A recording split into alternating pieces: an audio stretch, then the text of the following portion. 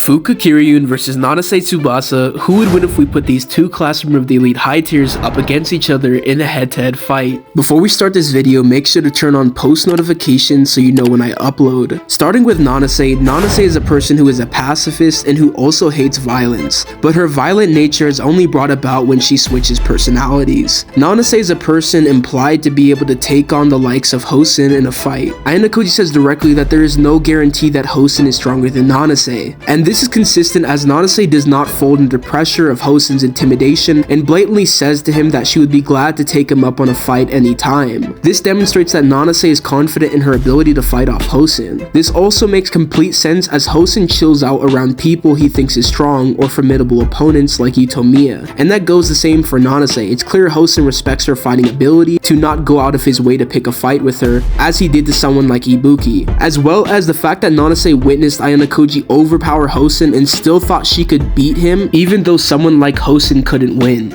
Now, Hosen is probably physically stronger than Nanase, but we know Nanase's punch contains enough power to knock out a grown man, as well as having multiple different types of martial arts that she could utilize to defeat someone like Hosen. There's also a clear mistranslation that's been going around where Nanase says she couldn't beat Hosen in a fight due to his physical strength, but that was just a fan translation. The official published translation says that she doesn't have as much physical strength as Hosen, which doesn't in any way imply that she would lose in a fight against Hosen. It just means that she doesn't have as much brute force. So Nanase should at least be equal to the likes of Hosen in terms of fighting ability. So let's move on to Kiryuin scaling. Kiryuin is a person known as a lone wolf amongst all the third years and tends to mind her own business, but she has a huge fascination for the existence of someone like Ayanokoji Kiyotaka. One of her best speed feats is being able to take on the likes of Shiba Katsunori, the White Room agent. Now, a clear misconception was that Shiba was holding back against Kiryuin, but that's just blatantly false, as Koji deduces that Tsukishiro was trying to stall until Shiba beats Kiryuin so that Shiba could come help Tsukishiro after he finishes Kiryuin off. So if Tsukishiro was trying to stall until Shiba was able to defeat Kiryuin, it would only make sense if Shiba would be trying to beat Kiryuin as fast as possible to try to go help Tsukishiro beat Koji as soon as he can. So that leads us to the conclusion that Shiba did actually try against Kiryuin, and we know that she was able to defend against Shiba's ongoing attacks. Koji even describes it as Kiryuin literally holding Shiba back from getting to him, as well as stating that Shiba and Kiryuin were literally trading blows. That means Kiryuin would get hit and then Shiba would get hit over and over back and forth between the two of them. So that means that this is a crazy durability and speed feat of Kiryuin, being able to not only react and defend against someone like Shiba, but also take attacks from him as well. Keep in mind that the likes of Takuya Yagami and Ichika are both afraid to even fight back against Shiba, as said in volume 4.5 of year 2.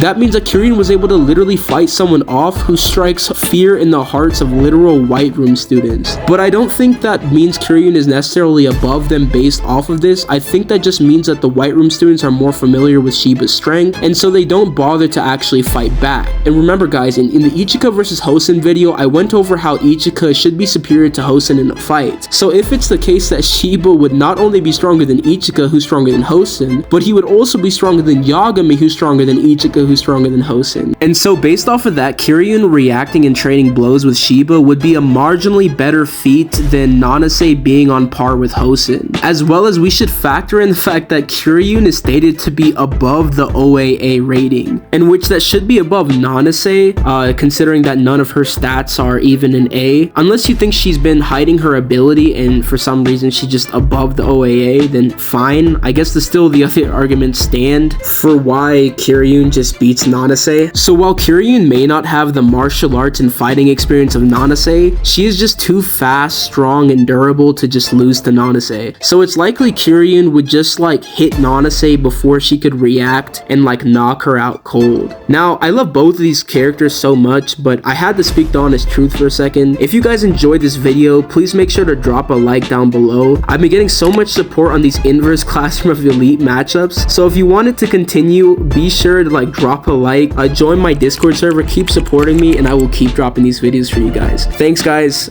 peace.